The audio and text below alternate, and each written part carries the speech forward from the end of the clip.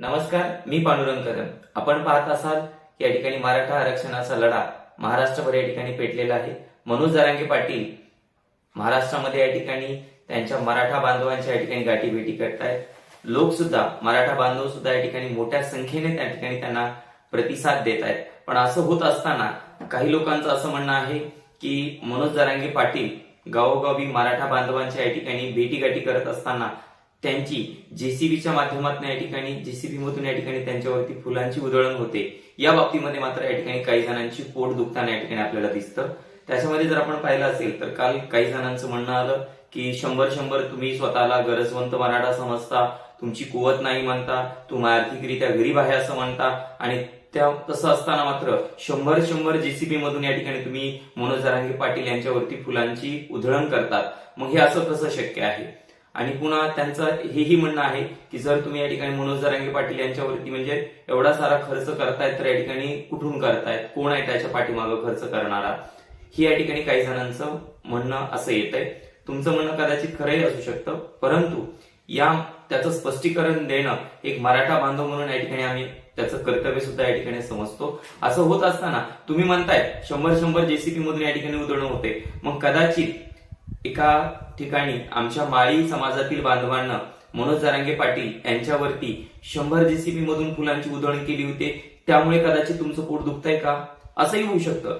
तुम्ही आजच विरोध करत नाहीयेत आमच्या मराठा आरक्षणासाठी. तुम्ही जे आज तुमची भाषा सौम्य आहे, या अगोदरच्या जर भाषा आपण या ठिकाणी पाहिल्या असतील तर त्याच्यामध्ये या ठिकाणी अग्रेसिव्हपणा होता, त्याच्यामध्ये या ठिकाणी आक्रमकता या ठिकाणी होती. परंतु काही कारणाने तुमची आक्रमकता या ठिकाणी कमी होताना दिसते, परंतु तुमचा मराठा आरक्षणाला जो विरोध आहे तो आजही या ठिकाणी स्पष्ट होताना दिसतोय. मला तेच वाटत होतं की आतापर्यंत मराठा आरक्षणाला विरोध करण्यासाठी सगळेजण बोलले, परंतु ती व्यक्ती का आतापर्यंत बोलली नाही. परंतु काल त्या व्यक्तीने त्यांच्या मनातल्या भावना या ठिकाणी व्यक्त केल्या आणि त्यांचा मराठा आरक्षणाला मागेही विरोध होता, आजही विरोध आहे आणि कदाचित त्यांचा भविष्यामध्ये सुद्धा या ठिकाणी मराठा आरक्षणासाठी विरोध राहील.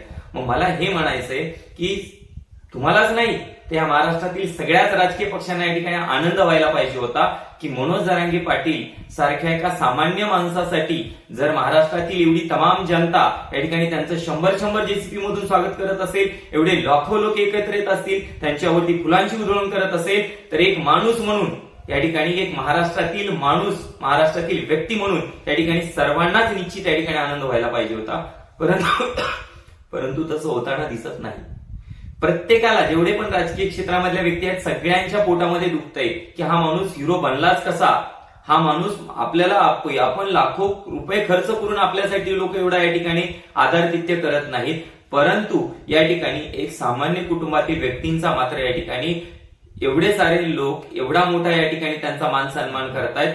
ह्या गोष्टीमुळे या ठिकाणी तुमचं कदाचित पोट दुखत असेल, परंतु मला तुम्हाला त्याबद्दल स्पष्टीकरण देऊ इच्छितो की तुम्हाला जो पडलेला प्रश्न आहे ना की 100 जेसीबी मधनं मनोज जरांगे पाटील यांची या ठिकाणी यांच्यावरती फुलांची उधळण कशी केली जाते, यांचं जेवढं जंगी स्वागत का केलं जातंय, त्याचाही या ठिकाणी तुम्हाला स्पष्टीकरण एक मराठा बांधव या नात्याने मला जरूर या ठिकाणी सांगावं लागेल. तर सगळ्यात महत्वाची गोष्ट, मनोज जरांगे पाटील हे आमच्यासाठी या ठिकाणी आदरणीय आहेत.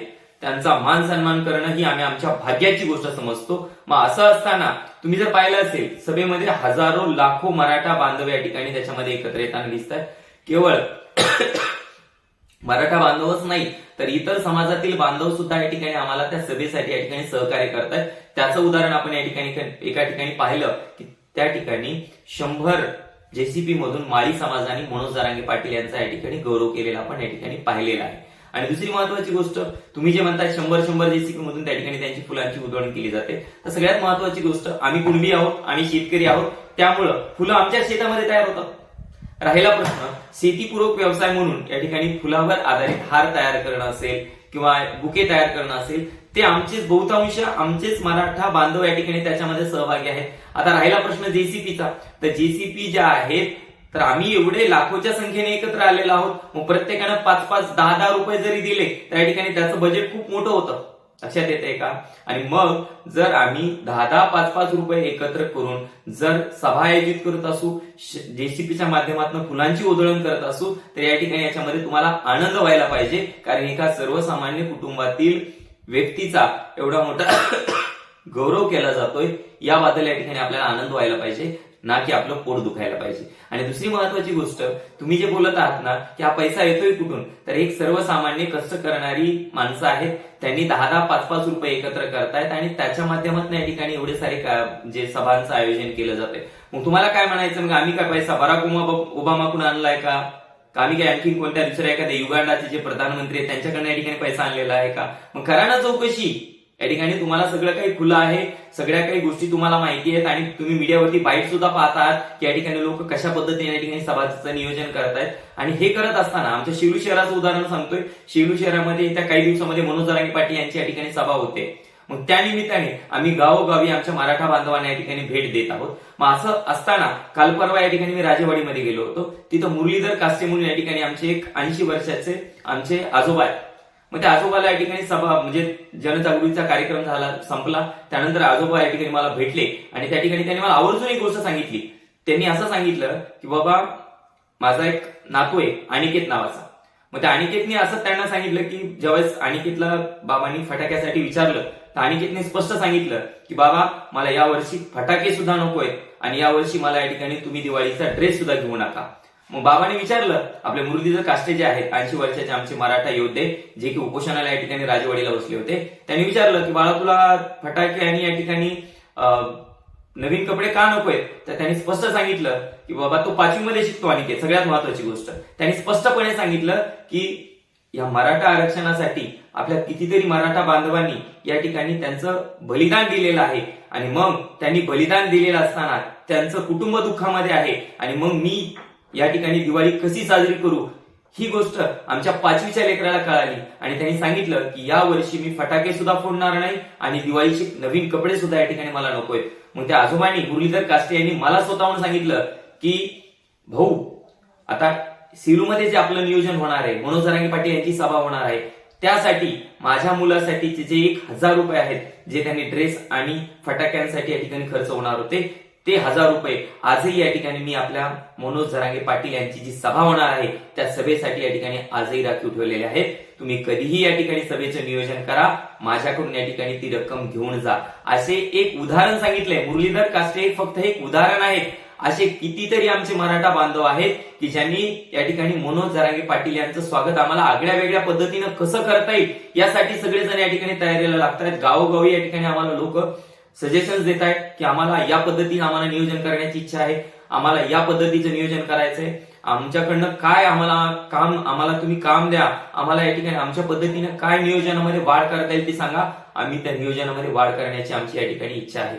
मग मला सांगा, आमच्या 80 वर्षाच्या म्हणजे 5वीला शिकणाऱ्या विद्यार्थ्यापासून त्या 80 वर्षाच्या वृद्ध व्यक्तीपर्यंत स्वतःच्या वैयक्तिक खर्चासाठी येणारी गोष्ट टाळून या समाजासाठी, या मराठा आरक्षणासाठी लढणाऱ्या मनोज जरांगे पाटील यांच्या पाठीमागे खंबीरपणे उभं राहण्यासाठी कसा आम्हाला त्यांना पाठबळ देता येईल यासाठी आम्ही सगळेजण या ठिकाणी प्रयत्न करत असताना तुम्ही हा प्रश्न विचारत आहात की या ठिकाणी 100 जेसीबी मधून फुलांची उधळण होती कशी, एवढ्या मोठ्या सभेचं आयोजन केलं कसं जातं?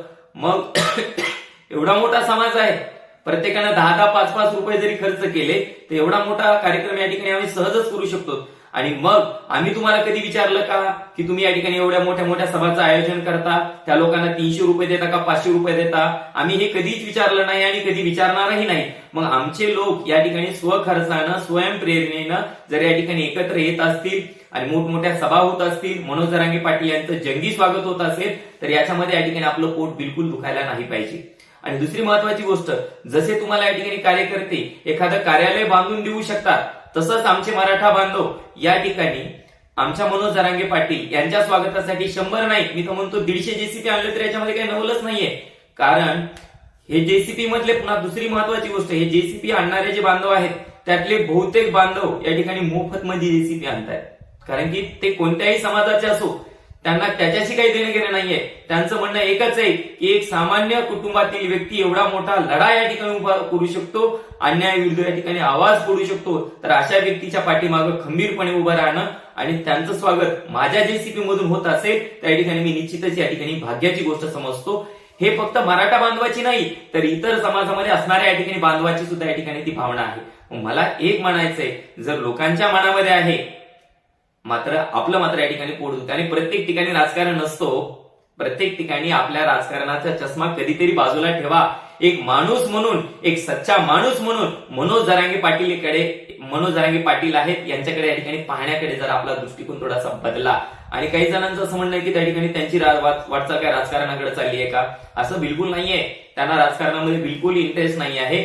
ते वारंवार तेच सांगतायत की मला माझ्या समाजाला न्याय द्यायचा आहे आणि मी तो मिळवून देणारच. आणि त्यासाठी त्यांनी जीवाची बाजी सुद्धा लावलेली आहे. रात्रंदिवस अहोरात्र हा मराठा समाज या ठिकाणी एकत्र यावा यासाठी या ठिकाणी ते झगडतायत, लढतायत.